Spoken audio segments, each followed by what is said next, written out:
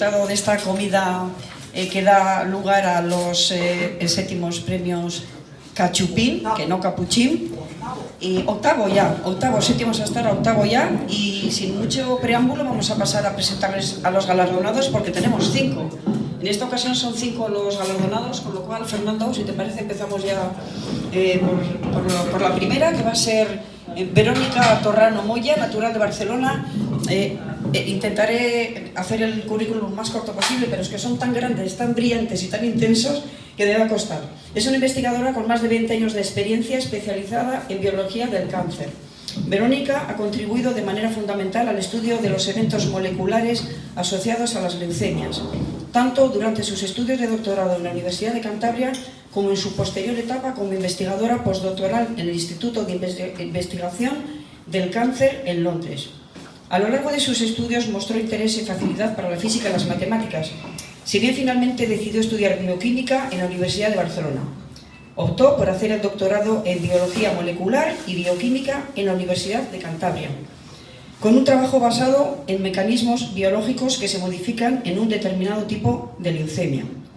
En 2011, Verónica regresó a España y se unió al Centro de Investigación Cooperativa de Biociencias, en Derio, donde comenzó a desarrollar sus propios proyectos centrados en el estudio de los cambios metabólicos y su impacto en el cáncer de próstata. Su destacada labor en este área le valió la adjudicación de un contrato como investigadora a Ramón y Cajal, lo que le llevó a incorporarse al Departamento de Bioquímica y Biología Molecular de la Universidad del País Vasco en 2019. Desde entonces lidera un grupo de investigación oncológica que se enfoca en estudiar la comunicación entre las células y cómo esto afecta a la agresividad del cáncer. A lo largo de su carrera, la doctora Torrano ha sido galardonada con premios internacionales, tales como Lady Tata Award, Premio UNESCO L'Oréal for Women in Science. Su proyección y liderazgo científicos han sido reconocidos a nivel nacional por el Programa Competitivo de Ayudas Ramón y Cajal, por la Fundación Española contra el Cáncer y por la Fundación Cero. Más allá de su labor científica, la doctora Torrano ha sido miembro de la Junta Directiva de ASEICA, que agrupa a investigadores básicos y clínicos, líderes en investigación oncológica del país y su divulgación. Tiene publicados más de 20 artículos de investigación en revistas de alto impacto en el campo de la oncología y ha dirigido varias tesis doctorales, habiendo obtenido fondos como investigadora principal para 4 proyectos.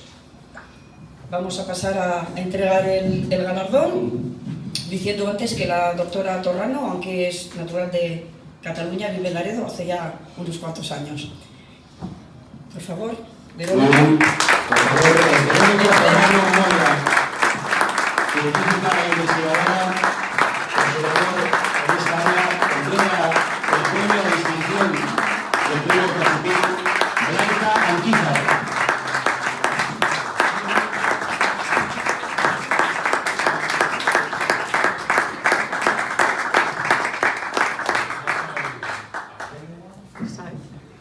Bueno, un momento para las fotografías. Después Luz Nebreda le va a hacer un par de preguntas a la premiada, que tiene que ver con el área que defiende a lo largo de su vida profesional. En estos octavos premios Cachupín, que hoy nos honramos en presentar y que van a tener hoy 5 premiados exactamente. Así que, Verónica Torrano Moya, por favor. Verónica, te quiero hacer un par de preguntitas muy sencillas. Enhorabuena por la distinción, muy merecida. Has visto el currículum y todavía no he terminado, pero ya me da hasta apuro continuar.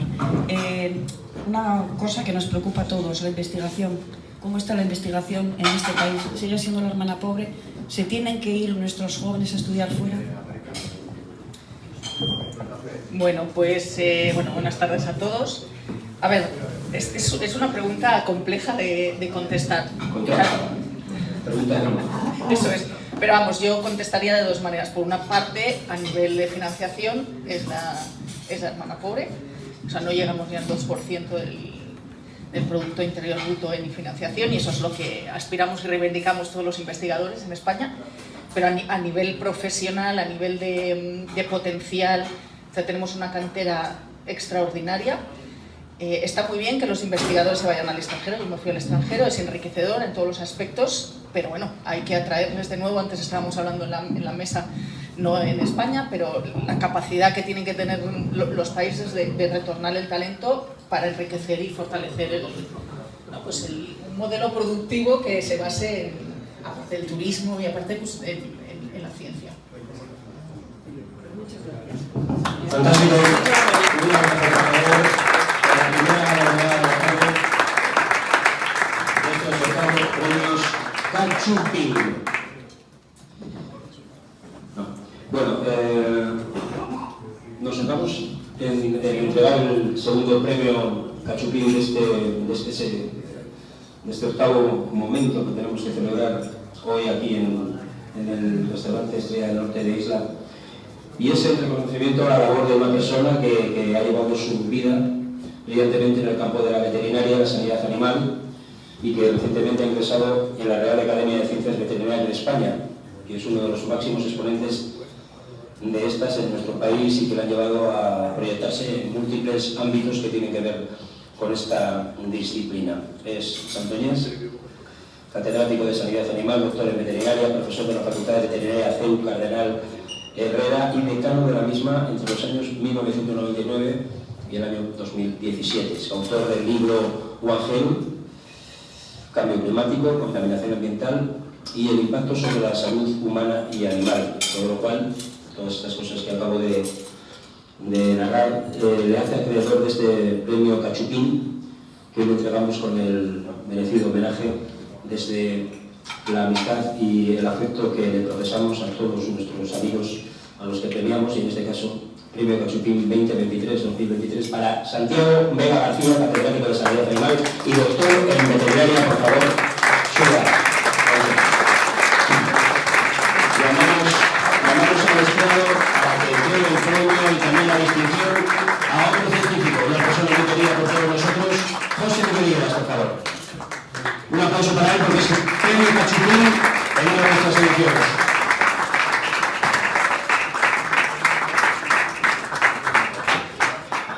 Momento con las fotografías y gracias como siempre Adrián por facilitarnos tanto las cosas.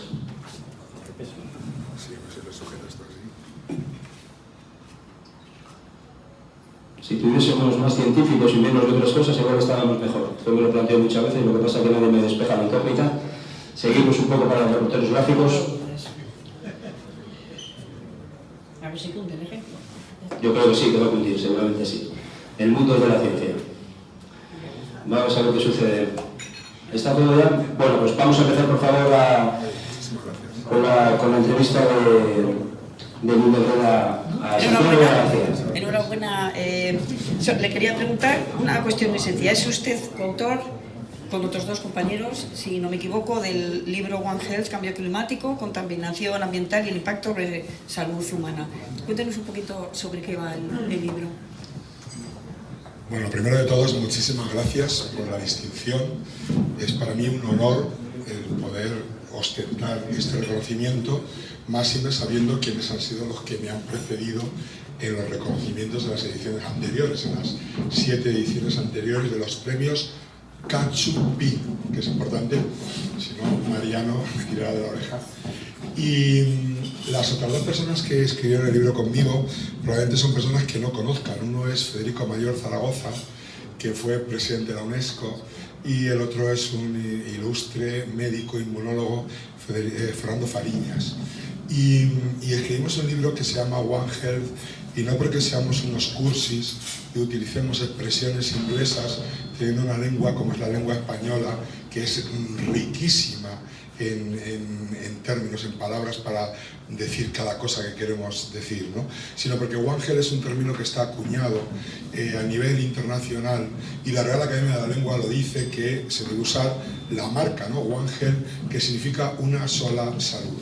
Y una sola salud es el objetivo al que tenemos que tender todos, ya seamos de ciencias de la salud o de cualquier otro ámbito, porque es el único plan que tenemos para afrontar futuras pandemias, ¿no? Y saben ustedes de qué les hablo. Acabamos de salir de una, estamos inmersos en otra, ¿no? La pandemia silenciosa el uso, la creación de resistencia a los antimicrobianos, y es el único plan que hay, ¿vale? Que todos juntos colaboremos, y todos juntos no solo somos veterinarios, somos médicos, enfermeros, psicólogos, farmacéuticos, pero también abogados, porque hacen leyes, también arquitectos que tienen que construir en equilibrio con el medio ambiente, etcétera, etcétera, etcétera. Entonces, como les digo, ese era el objetivo de este libro. Escriben 34 investigadores de toda España. Es un libro que pesa 2,7 kg. Tuvimos esa curiosidad porque nos costó muchísimo que saliera, que viera la luz, y dijimos, ¿cuánto pesará? Pues casi es lo que pesó mi hijo, un parto prematuro de 8 meses, ¿no? Entonces, bueno, pues como digo, tenemos que apostar por esa idea, por la idea de One Health, ¿vale? La idea de One Health es que no hay una salud de los animales, una salud de las personas y una salud del medio ambiente, sino que las tres están clarísimamente interrelacionadas. Y seguro que ya es muy fácil explicarlo, porque si yo les digo, el COVID es una zoonosis que tuvo su origen en los animales y llegó a las personas. Eso es One Health. Si los médicos y los veterinarios trabajamos juntos, en este caso como son las zoonosis, pues estamos contribuyendo a retrasar la aparición de la próxima pandemia. El 60% de las enfermedades de las personas tienen su origen en los animales. El 60%. Si cortamos esa transmisión, estaremos reduciendo el 60% de las enfermedades que tenemos en humana. De cada 5 que aparecen nuevas cada año, 3 tienen su origen en los animales. El medio ambiente, y acabo, es que tengo un problema. Yo soy profesor de universidad y, como bien saben los profesores de universidad, estamos programados para hablar 50 minutos. Pues venga, que nos han faltado una clase. Entonces yo paro, pero paro de enseguida, ¿eh? Entonces, animales y personas vivimos en el medio ambiente. No sé si ustedes saben que todos los años, como por falta de salud ambiental, mueren en el mundo 12,6 millones de personas, ¿no? Estamos escandalizados porque la pandemia, y hay que estarlo, ha dejado 6,5 millones de personas de muertos en el mundo. Pues todos los años, 12,6 millones de personas mueren por falta de salud en el aire, en el agua, en todo lo que nos envuelve. No vivimos en un Dropbox, o sea, vivimos en el medio ambiente. Y ya lo dijo Hipócrates, que además tiene un libro escrito hablando del agua, el aire y el suelo. O sea, pues vamos a tardar más en aprender. Porque si tardamos más en aprender, yo les puedo decir que desde el año 1977 hay un estudio que dice que se han extinguido de 62.000 especies el 34%.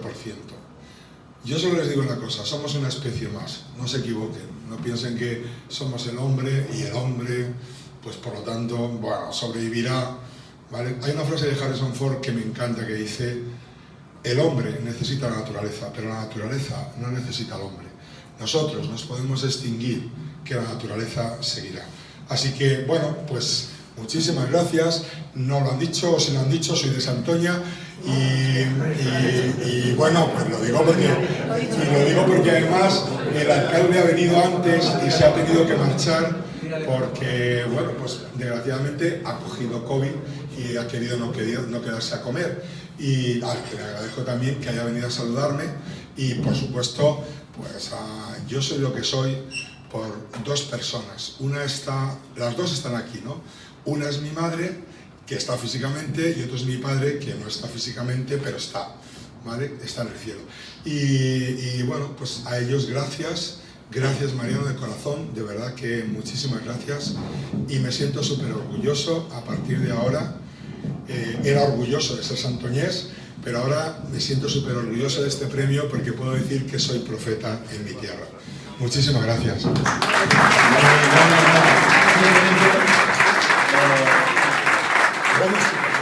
Si me preguntas otra media hora, La pregunta de Luz, que venía muy a cuento y además ha sido de manera muy completa respondida, no, bueno, si no quedó claro, creo que sí. Santoñés, catedrático de Sanidad Animal, doctor en veterinaria, profesor de la Facultad de Veterinaria CEU, Cardenal Herrera y decano de la misma entre el 99 y 2017. 17 años. Eso es. Un segundo aplauso, por favor, para Santiago de García.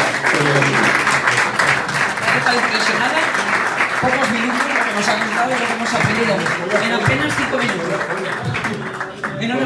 Muchas La gracias. siguiente persona la siguiente premio que va a presentar en un momento Luz de Breda, le he tenido como rival en los medios de comunicación, siendo él director del diario Montañés y yo subdirector del periódico Alerta. Hemos sido, sin embargo, amigos, nos hemos reunido muchas veces, coparticipamos en proyectos o en grupos de amistad o en cosas que hay por ahí de periodistas y de manera social, y ha sido una persona muy importante en esas cosas que no se dicen en Cantabria ni en España, en la crónica que se cuenta y no se cuenta, lo que se dice no se dice, experto en director y también experto articulista y bueno, una persona muy importante en los medios de comunicación y en la sociedad de Cantabria, a la que va a dar paso ahora mismo Luz de Breda.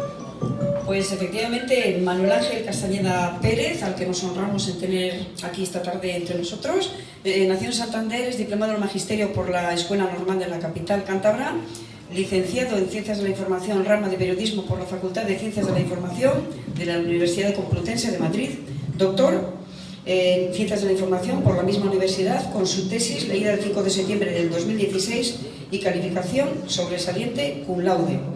Su vocación periodística precoz comenzó en el diario Montañés con informaciones sobre actividades culturales, especialmente abordando las nuevas tendencias musicales que llegaban a España en la década de los años 60 del pasado siglo, apareciendo su primer artículo por él firmado como curiosidad el 7 de enero de 1965.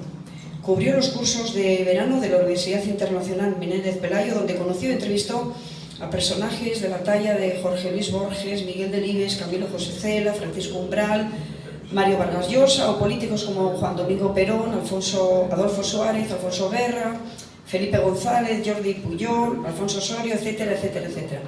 A partir de 1970 y durante 3 años ejerce el cargo de redactor jefe de Cierre, pasando después a redactor político en una época muy convulsa para nuestro país. Permaneció durante nada menos que 31 años como director del periódico hasta que en 2010 es nombrado director de publicaciones, cargo que ejerció hasta su jubilación en 2013. Fue una época en la que el diario Montañés es considerado el periódico más rentable de España. Ese mismo año, 2013, es elegido presidente del Ateneo de Santander para organizar los actos del centenario de la entidad. En el 2015 se incorpora como profesor emérito a la Universidad Europea del Atlántico en la especialidad de periodismo, publicidad y relaciones públicas. Tiene en su haber varias distinciones, como la encomienda de número de orden de mérito civil, premio Estraña de periodismo, concedido por la Asociación de la Prensa, premio Bochento a su trayectoria profesional, en Boque de Oro de la Casa de Cantabria en Madrid, premio al mejor artículo del año concedido por el Colegio de Economistas de Cantabria, pregonero del Día de Cantabria, o la medalla de la Universidad Europea del Atlántico. Castañeda ha publicado más de 2.000 artículos en prensa y ha colaborado en varios libros, así como algún otro con su propia firma.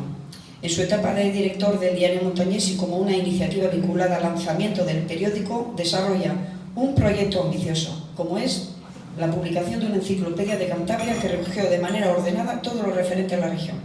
Así, en el año 1985 se publica esta obra en 8 tomos, en los que por orden alfabético se definen los conceptos cántabros relativos a personajes relevantes, localidades, heráldica, economía, deportes, lo que era nuestra Wikipedia.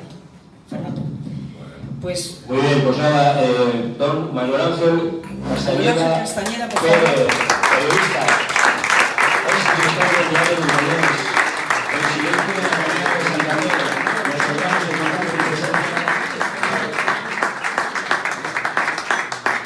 Va a llevar el premio de la distinción, por favor, alguien que también me honro en presentar, y al que quiero mucho como persona, que sabe mucho de lo que estamos hablando y también del periodismo y de lo que es la crónica actual. Se trata de Pedro Crespo de Lara, que es el que va a hacer entrega de ambos premios.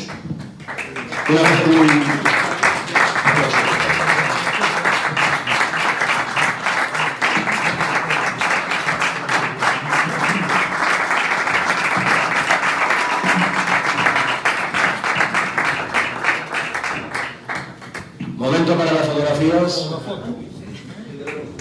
No sé lo que me ha querido decir don Pedro, pero que ha sido algo muy importante.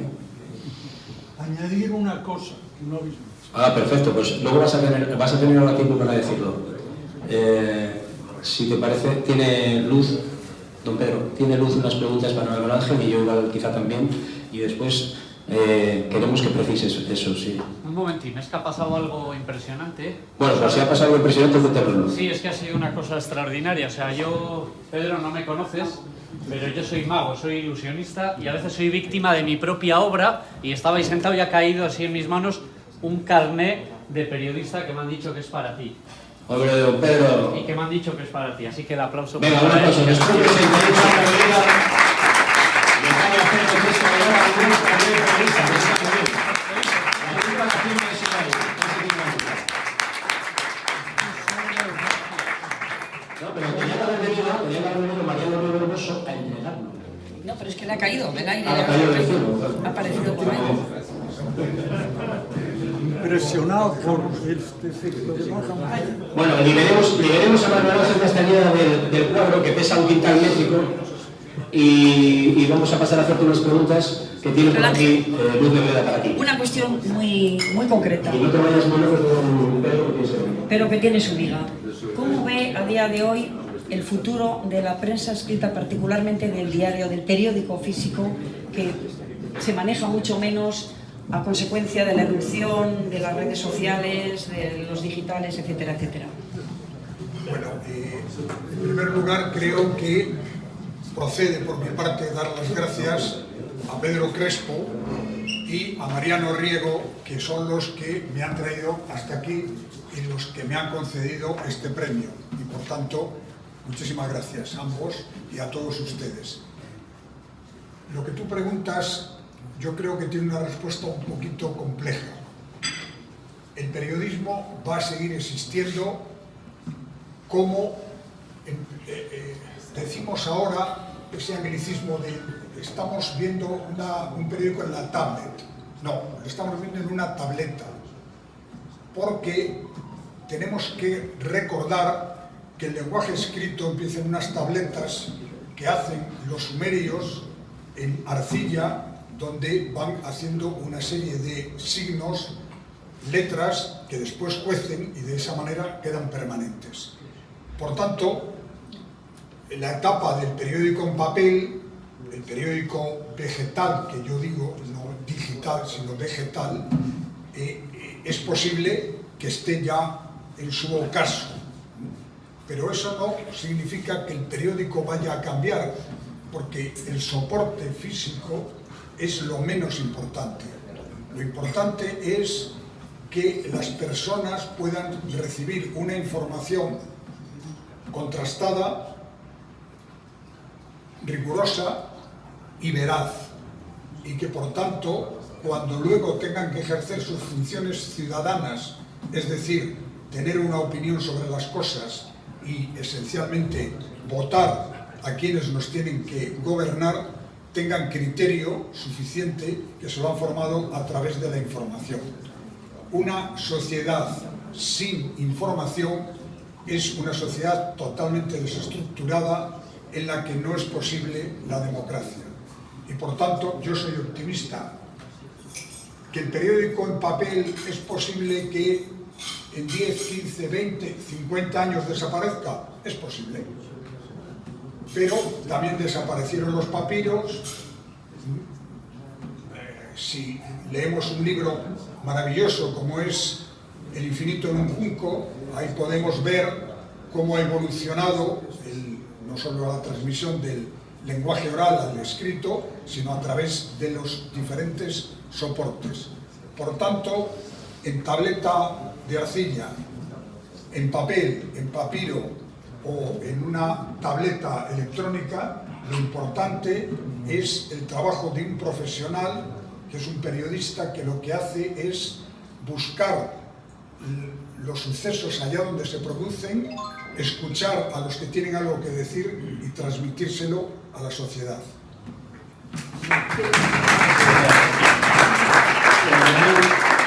Entiendo que el periodismo, no puede ser de otra manera, va a seguir existiendo siempre. Lo que va a cambiar, que es lo que nos quiere decir Manuel Ángel, es el soporte. El soporte durante muchos años fue el papel, antes fue otras materias, ahora es audiovisual, y bueno, nunca sabemos dónde vamos a acabar, ¿no? Estamos prácticamente en el Ecuador, ¿no? De la presentación de los premios Luz, y tenemos que seguir, ¿no? Pues te toca a ti, Fernando. Sí. Bueno, si yo les digo, no les quiero llevar al cine, ni mucho menos, bueno, si quieren ver una película, la pueden ver. Si yo les digo Marlon Brando, Paul Newman, Clint Eastwood, Roger Moore, Mark Lancaster, Glory Peck, Mel Gibson, Arma Letal, o Gary Cooper, sin que vayamos a ahorcar a nadie vincular por... No me digas que les tenemos aquí a todos esos. Bueno, pues más o menos tenemos a todos estos aquí. De alguna manera.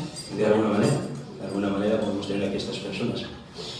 ¿Por qué? Porque estos actores de grandísimo prestigio, algunos de ellos prácticamente todos con algún Oscar, si no como actor, como director, si no como actores, como directores, no hubieran sido nadie en algunas películas sin esta persona a la que le vamos a presentar, que se dedica al doblaje, para ir haciendo un poco de boca, a los spots publicitarios, también se ha dedicado al teatro y las novelas, y que para hacerse un nombre en este duro mundo del espectáculo, porque al final también es espectáculo y de ser actor, ¿no?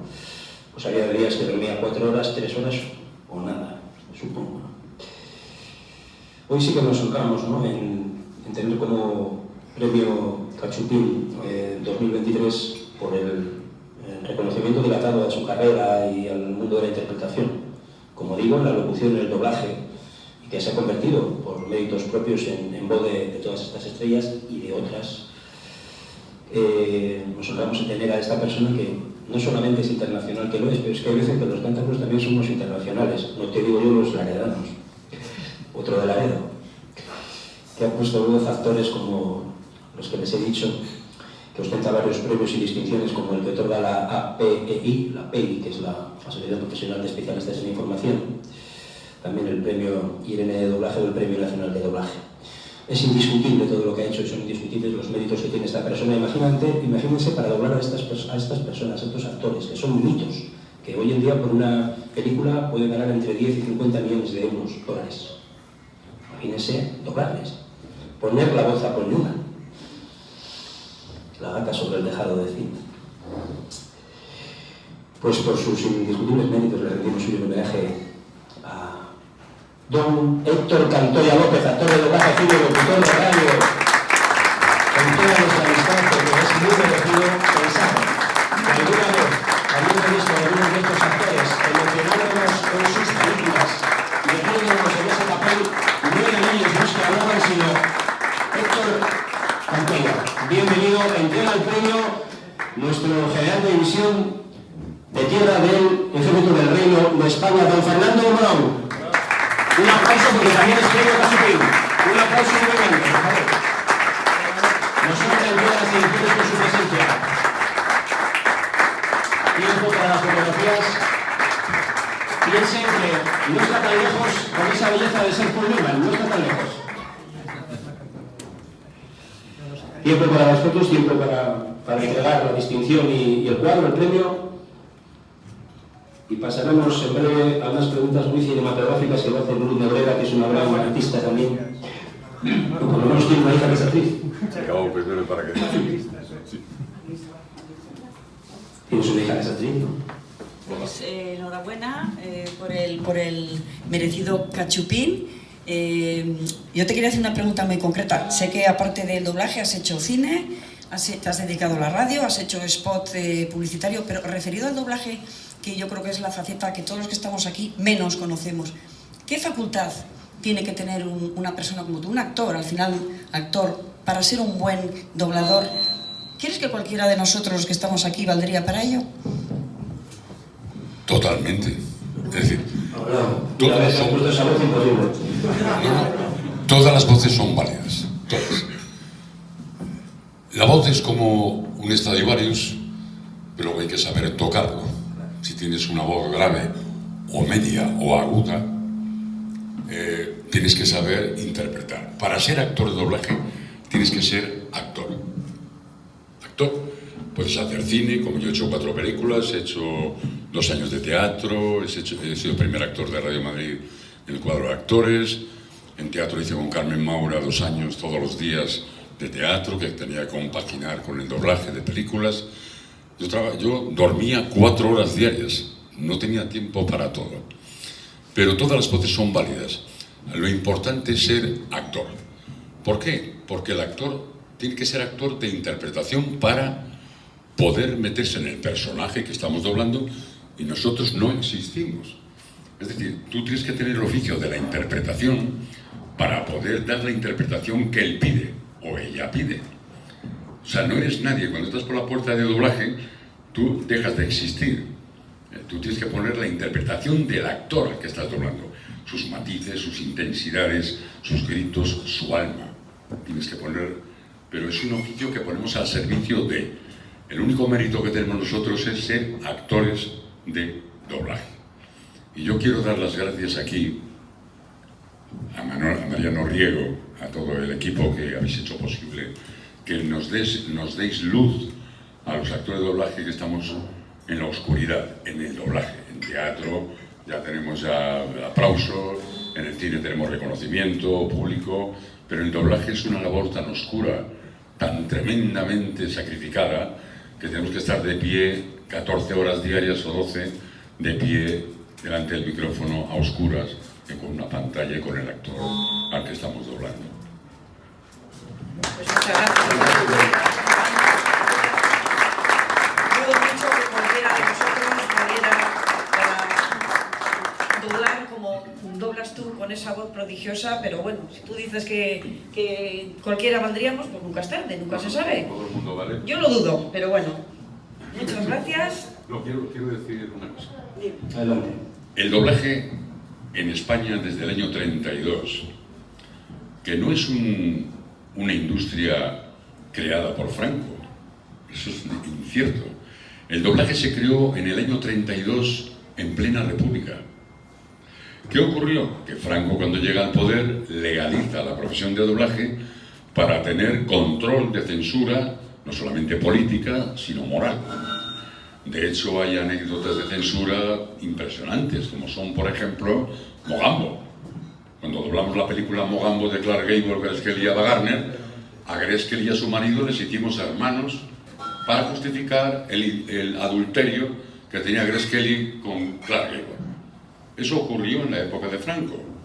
Ocurrió otra película con Marlon Brando, en Reflejos en un ojo dorado, al que doblé, que era un teniente coronel del ejército americano, casado en la película con Elizabeth Taylor. Entonces se enamora de un sargento. Entonces, claro, en la época de Franco, un coronel del ejército americano que se enamora de un sargento con la mujer en la película, que era Elizabeth Taylor, pues eso era prohibido, eso estaba, vamos, por la Iglesia, por Franco y por, en fin, por el efecto dictatorial que tenemos en aquella época. Otra película, Emanuel, yo doblé al marido de Emanuel, prohibida. Y luego doblé a Gary Cooper en Por quién dobla las campanas, con Ingrid Bergman, que los héroes eran los republicanos. Entonces, claro, se empezó a rodar en Gredos, en Madrid, y se terminó porque prohibieron el rodaje y se tuvo que hacer en los Pirineos de Francia, la película. Hay una cosa, aparte de estas anécdotas de censura y de la historia del doblaje, hay una historia.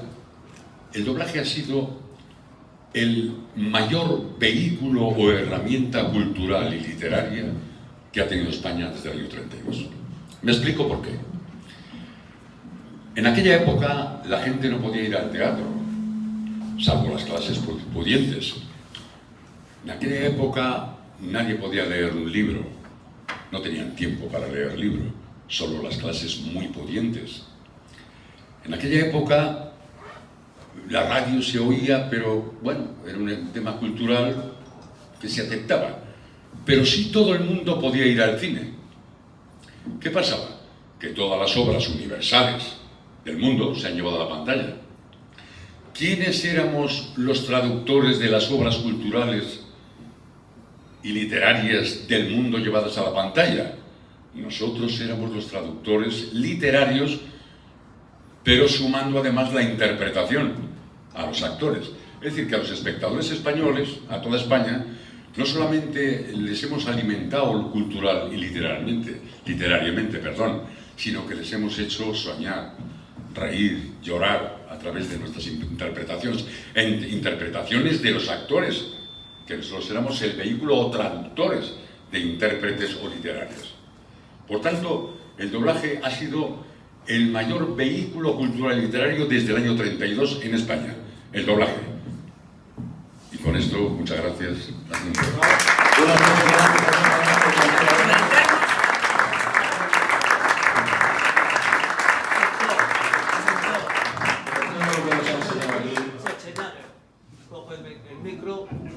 Le están pidiendo a Héctor que haga Schwarzenegger. Arnold Schwarzenegger. Interpretación de Schwarzenegger. Quiero pensar que es Schwarzenegger. Sayonara Baby o algo así. Arnold Schwarzenegger. Bueno, yo he doblado 10.000 títulos entre series y películas en 55 años. De pie y a oscuras. 10.000 títulos, aproximadamente. He doblado todos, lo que ha dicho Marlon, Paul Newman, Clint Eastwood, todos los clásicos, Sandokan, Falcon Crest de Chase Gioberti, Hombre Hombre Pobre a Falconetti, Fortunata y Jacinta, Dinastía, Mike Hammer, 10.000 títulos en 55 años. Y entonces, como me dice mi amigo Fito, primo de Villa, de Laredo, por cierto, yo soy de Laredo, querido. ¿Y sabes lo mejor que tiene Santoña? Las vistas de Laredo. Pero es una villa hermana y muy querida por los laredanos y seguro que los santoñeses también.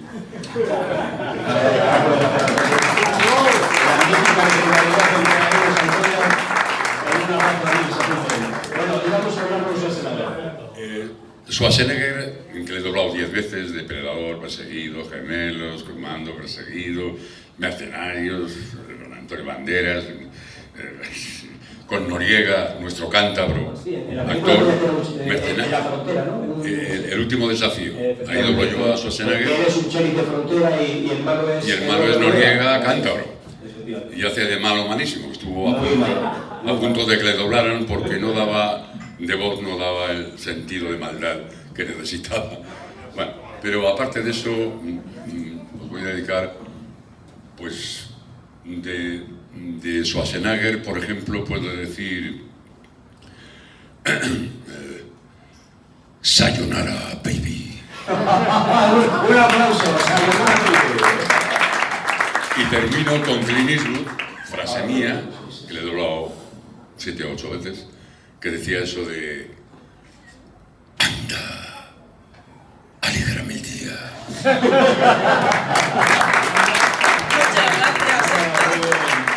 gracias. Fantástico. Héctor Cantilla.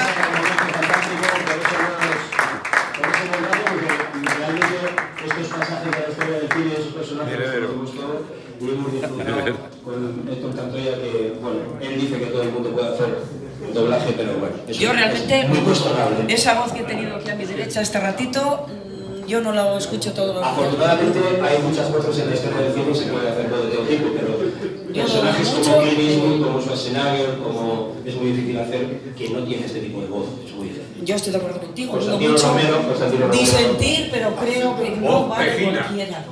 Voz Pejina. No sé si tenemos micrófonos de ambiente, pero dice Héctor desde ahí, voz Pejina. Como ya casi el hermano con Santoña, ni un disco. Bueno, pues de nuevo enhorabuena y además por esa improvisación que nos has hecho, a petición popular.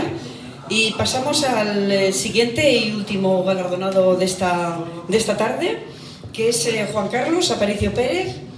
Les diré que nació en Burgos en abril de un año, no lo digo. Licenciado en Químicas, técnico de organizaciones empresariales y vicesecretario de la Federación de Empresarios de Burgos, procurador en Cortes en Castilla y León, vicepresidente de la Junta de Castilla y León, consejero de la Presidencia, diputado por la provincia de Burgos en el Congreso, secretario de Estado de la Seguridad Social, miembro del Consejo de Iberia y del Banco Exterior de España, ministro de Trabajo y Asuntos Sociales con el gobierno de José María Aznar entre 2000 y 2002, alcalde de Burgos, presidente de Parmusa, senador, presidente de la Comisión de Interior del Congreso de los Diputados, vocal suplente de la Diputación Permanente y de la Comisión Constitucional, así como vocal de la Comisión Mixta para las Relaciones con el Tribunal de Cuentas. Desde el 2013 es consejero de Indra y es igualmente miembro electivo del Consejo de Estado. Ha sido objeto de numerosas condecoraciones, como las Grandes Cruces de Carlos III, la de Mérito Civil, la de Isabel la Católica y la Medalla de Plata al Mérito Policial a título honorífico. Además, y esto es ya de nuestra cosecha, un ilustre veraneante de la costa oriental, concretamente de Laredo, que creo que esta tarde gana. Así que le llamamos don Juan Carlos Aparicio, por favor. Ministro del Trabajo y Asuntos Sociales del Gobierno del Reino de España. Entrega el galardón Mariano Orrego. Mariano Orrego, por favor, con todo su mañana. Director y presidente de la revista Luis Antonio. Distinción y premio. Don Juan Carlos Aparicio Pérez. Momento para las fotografías.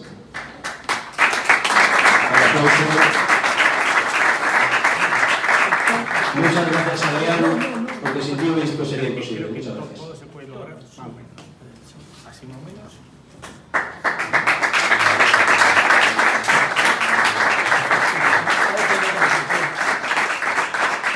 Bueno, formando parte del gobierno de José María Aznar, y ya te voy a hacer las preguntas pertinentes, autor de aquellos milagros económicos que decían que había que hacer, yo luego le preguntaré con ellos, pero tú con los tuyos.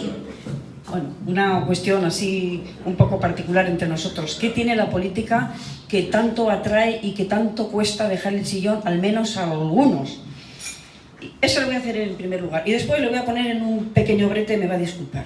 A día de hoy, agosto del 2023, ¿cómo ve el momento político que estamos viviendo?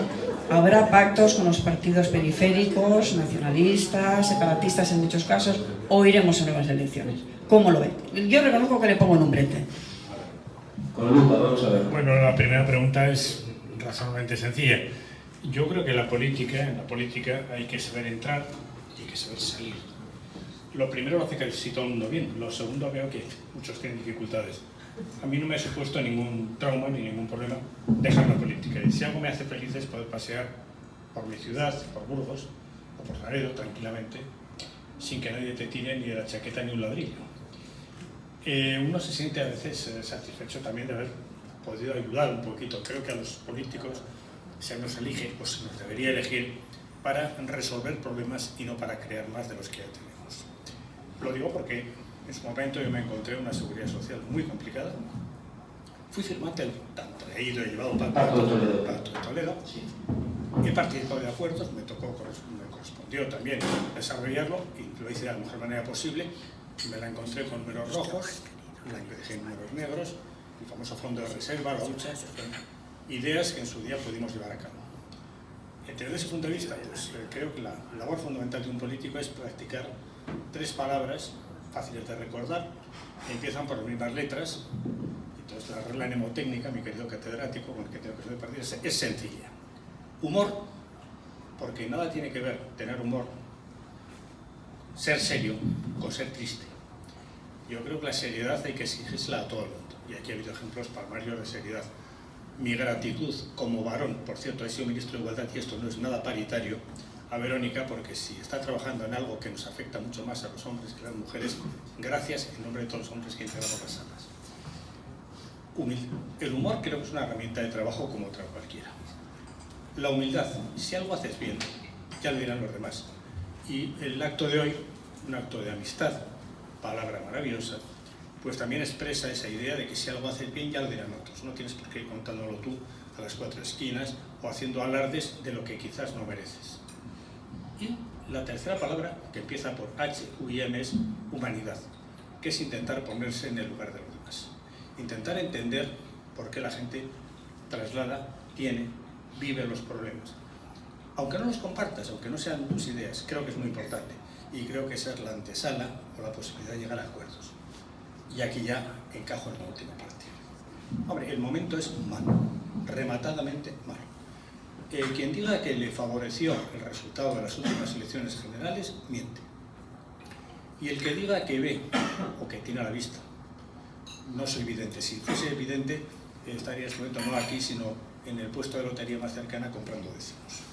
Yo no sé lo que va a pasar, que sé, igual que he dicho que creo que nadie puede sentirse favorecido por los últimos resultados, no veo ningún hecho cercano que pueda favorecer las expectativas, no digo de los grandes partidos, no digo de los bloques, que desgraciadamente me parece muy mala idea. A España le costó mucho superar la dinámica de confrontación. Estamos cerca de Ramales de la Victoria, que es una guerra carlista. Vamos a ver. Yo creo que es muy importante que en España sepamos llevarnos bien. Que no favorezcamos el enfrentamiento. Por cierto, y voy a ser muy breve, no amenazo con la brevedad, la suelo practicar. Desgraciadamente se confunden ahora dos palabras que nada tienen que ver. Enfrentamiento y confrontación. Confrontar es una palabra positiva y bonita. Confrontar es que si yo pienso una cosa y ella piensa lo contrario, podamos debatir tranquilamente y ver cuál es la solución más razonable o un punto intermedio. Enfrentar, encizañar, eso es otra cosa. A mí me gustaría, pero ya solamente expreso un deseo, como pobre jubilado, no soy jubilado pobre, pero pobre jubilado, me gustaría que desaparezca este clima de confrontaciones. Desearía volver a lo que hizo posible, por cierto, el año 95, vísperas de las elecciones, el Pacto de Toledo. No quiero remontarme a la arqueología, aunque tenga Atapuerca muy cerquita de Burgos. No quiero remontarme más allá, pero me gustaría volver al espíritu de entendimiento, de respeto y de comprensión, y como decía antes, que se los elige para resolver problemas y para no crear más.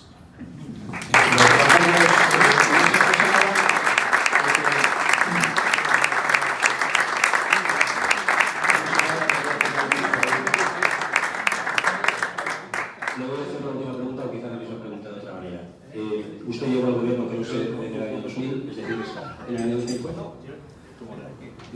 En el año 96 me hice cargo de la Seguridad Social. Se habían dicho tantas cosas. ¿Como ministro, digo? Como secretario de Estado de la Seguridad Social. Hombre, no es lo mismo, pero también tiene rango de gobierno. Usted está desde el 96, primero como secretario y después ya como ministro. Del 96 al 2000 y del 2000 al 2002, hace 21 años, que se dice pronto, que dejé la política. Con lo cual, también voy a aprovechar y decirle, gracias por un reconocimiento. Que se acuerden de uno, ya se agradece. Que sea para bien, se agradece todavía más. Y que piensen que todavía tienes cierta lucidez para poder dirigir unas palabras a un grupo de amigos o para estar en el Consejo de Estado, se agradece todavía más. Sí, usted precisa y es verdad, porque ya la Secretaría de Estado también es gobierno. Eso es decir, éramos bastante menos secretarios de Estado, pero ya, después como ministro ya a partir del 2000. Se dice que después de ya los gobiernos desgastados de Felipe González, José María Aznar llegó en el año 96 y se le hace acreedor o autor de una especie de milagro económico que, bueno, evidentemente todo cambió bastante. La historia irá para qué me gustaría decirles si ahora, en este momento, hace falta un poco pasar otra vez la misma película en el caso del gobierno de Pedro Sánchez, que se podía haber pasado con Feijóo, que de momento parece que no es posible, sobre todo teniendo en cuenta cómo ha salido ayer a la mesa del Parlamento. ¿Le hace falta a España en este momento un nuevo paso por el 96 o es diferente? A España lo que le hace falta es mirar más allá de mañana, de pasado mañana, o de lo que es un mandato de una legislatura.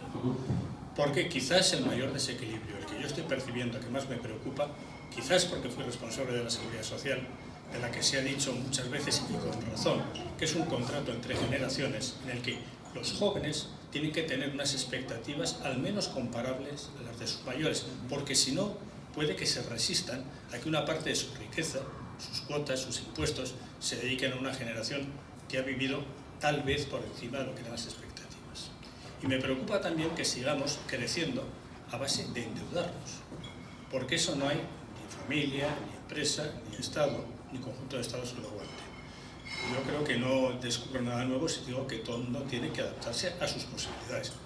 Y añado que en el caso de España no son muchas, son muchísimas. No tenemos que tener ningún complejo. Tenemos un buen tejido industrial, tenemos un buen tejido de servicios, tenemos gente muy emprendedora, gente muy creativa, buenos investigadores, pero lo que tenemos que en algún momento es saber que la dinámica de gastar mucho más de lo que ingresas cada vez no es sostenible. Se aplica el concepto de sostenibilidad, y esto creo que tenemos una persona que ha sido reconocida por ello, Santiago Vega, como un concepto natural, elemental. Hombre, pues claro, ¿cómo vamos a eso? ¿Cómo una generación va a tener derecho a gastar más de lo que realmente puede generar o producir? Eso es entendible en biología, en ecología. Me gustaría que se extendiese a lo que es ver España como un Estado maravilloso. No, Juan Carlos, no quiero monopolizar esto en este sentido, pero no quiero resignarme a hacerle esta pregunta. Se dice, y yo estoy un poco de acuerdo en esto, quiero su opinión.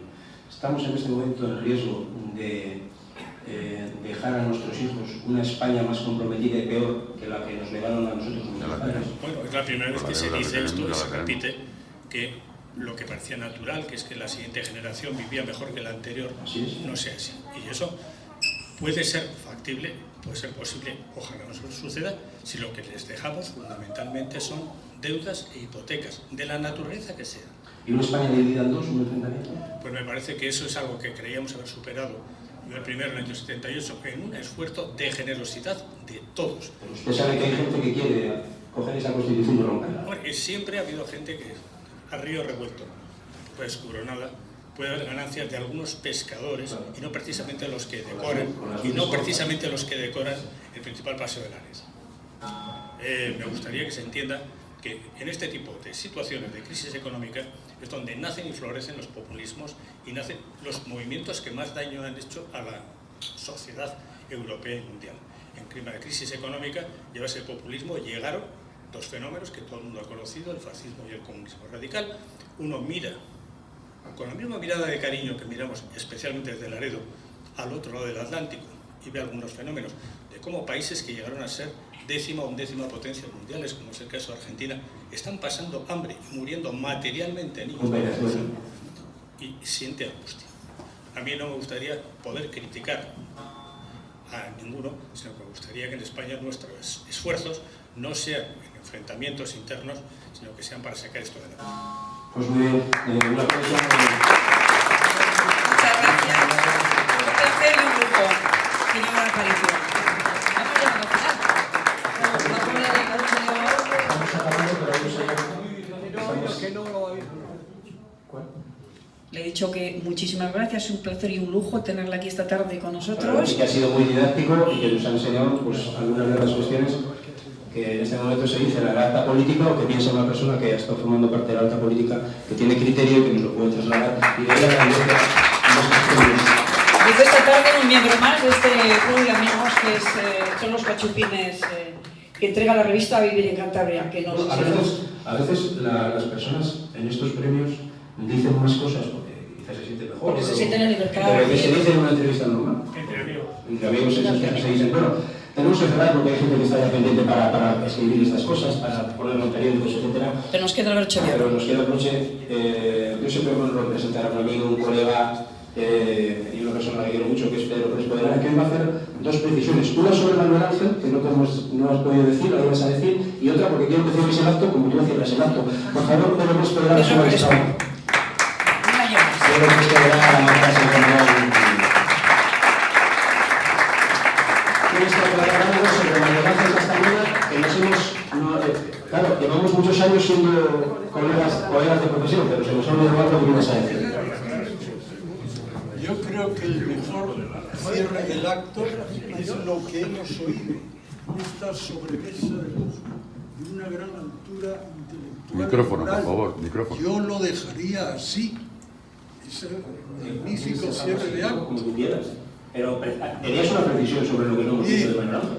Pues decir que la tertulia, hermandad o fratría que hoy nos ha invitado a este ágape iniciático, nació no hace muchos años en torno a la revista Vivir en Cantabria. La forman esta tertulia gentes de oficios diferentes, la mayoría de ellos pasados por la universidad. Se reúnen a comer periódicamente y en largas sobremesas tertulian sobre lo divino y lo humano. No hay reglas, nada más que las que se imponen los propios contertulios, eso sí, coincidentes en respeto, tolerancia y buen humor. Un buen día brotó la idea de abrir un espacio espiritual para rendir homenaje a los cántabros que con sus obras han merecido el aplauso de España y la categoría de ilustres. Se le puso el nombre a este espacio, el nombre de Cachupines, procedente de un pasaje del Quijote en el que uno de sus personajes se jacta de venir de los cachupines de Laredo. Quedaba en el aire el si esos grandes cántaros aceptarían, se dejarían querer por esta tertulia. El resultado, pues ya lo han visto.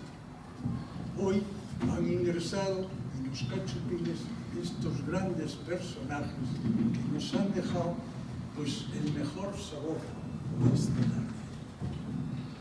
Y creo que merece la pena subrayar lo siguiente. En los cachupines están hoy representadas las siguientes instituciones.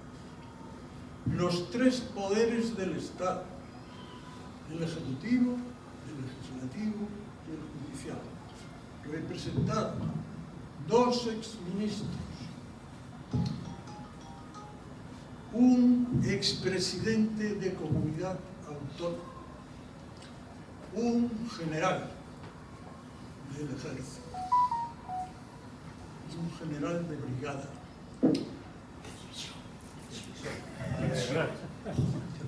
Dice que de división. Un general de división, ex senadores, ex diputados, un magistrado del Tribunal Supremo que hoy ejerce como magistrado del Tribunal Constitucional, el Sacro Colegio Cardenalicio de la Iglesia Católica, Apostólica y Romana,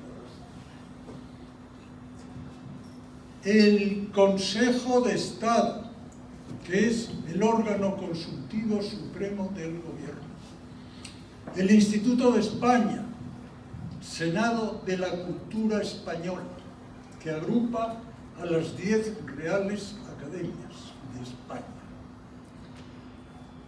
la universidad, el empresariado, el Consejo Superior de Investigaciones Científicas, el periodismo, el empresariado, la banca, los colegios profesionales, abogados, arquitectos, etc., museos, los artistas de varios géneros. ¿Qué más se puede pedir? Toda esta grandeza yo creo que no cabe en la palabra cachupín. Por eso yo a veces pienso que debería llamarse la ínsula de los cachupines, recordando la ínsula Barataria que gobernó Sancho. Esto le daría mayor espacio a tanta grandeza y aumentaría el sabor cervantino de este espacio espiritual que hemos creado. Y llegado aquí, creo que es justo y necesario decir que todo el trabajo que hay en torno a esto se debe al ingenio de esta persona que está ahí, que es Mariano Riera.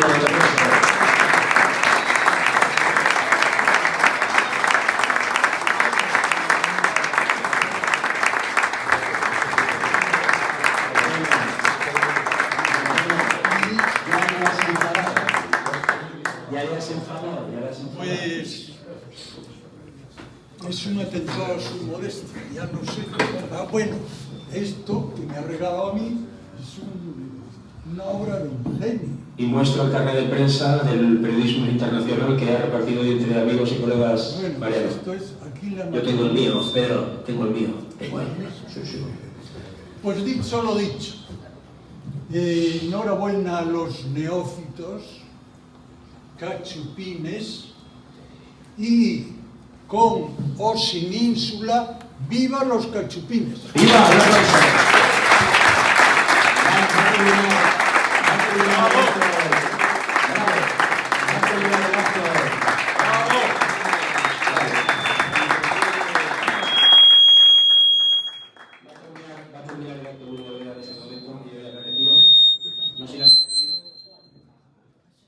igual es la cámara aquella. Si no nos quedamos sordos. Sí, es igual está la cámara interfiriendo aquí en el sonido y tenemos ya los oídos. Yo poco puedo decir después de... Yo simplemente quiero decir que todo esto que habéis tenido de aquí ha sido por gentileza del Hotel Estrella del Norte, Carlos Cabantón, y que la comida también, y que, bueno, nada, que muchas gracias por haber estado aquí, y que un abrazo a todos y que os dejo con luz. Pues te decía, Fernando, poco puedo decir después de las palabras de Pedro Crespo. Me toca el marrón de cerrar esto, después de él es imposible mejorarlo.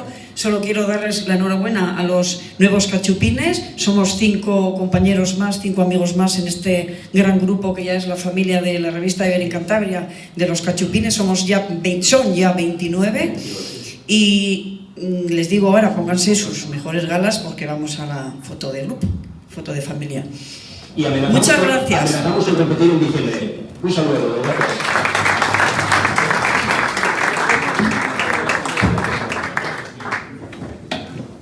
Bueno, Verónica, enhorabuena. Vamos.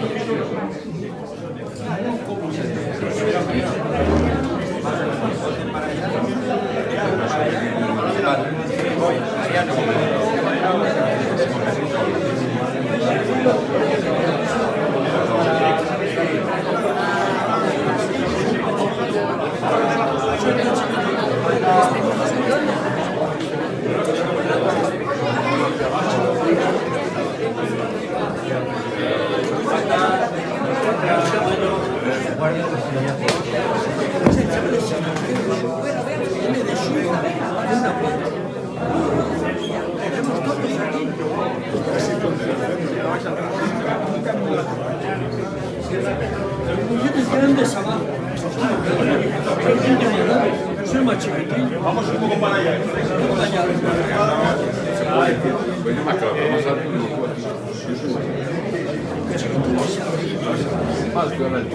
Voy, ¿eh? Voy.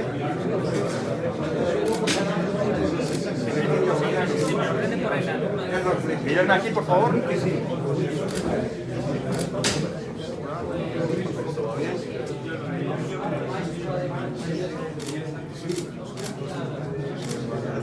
Vale. Oye, el móvil es obvio. Ah, sí, el móvil, perdón. Espera.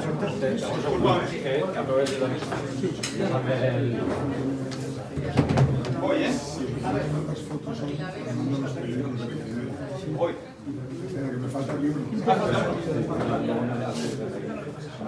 Que si lo hacen los no hace falta los móviles. Vamos allá, ¿no? Vamos ahí con los dedos. A ver, mirad un poco. Pulgar arriba. Los dedos arriba. Pulgar arriba. Venga, este ya.